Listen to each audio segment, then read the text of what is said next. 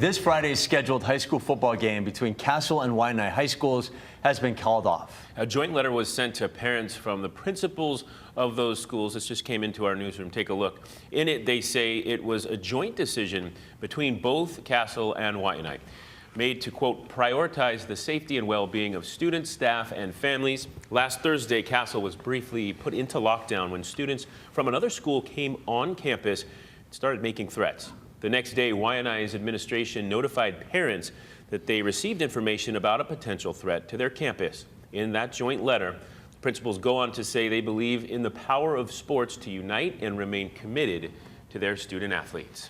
Now to the latest from Maui, where another victim of the Lahaina fire has been named. Franklin Trejo's body was found draped over his friend's dog as the 68-year-old tried to protect the golden retriever. It is just one of the heart-wrenching stories, and we've heard many over the last several weeks. Now, we reported on his death in the early days, you may recall, because his friend had confirmed his death.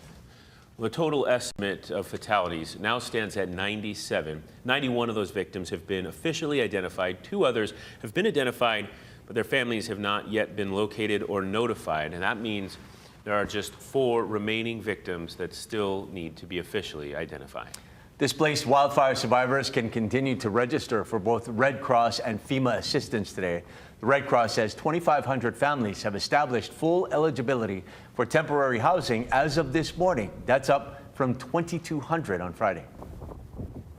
90% of all the families that have been taken some hotel room opportunities to begin to be sheltered and heal, 90% of them have now been fully locked in to the next phase of our housing program, leaving only 134 families. They just have to sign up and finalize getting into the programs. Officials say nearly 150 families were not eligible, but will still continue to receive shelter and services because they had special circumstances.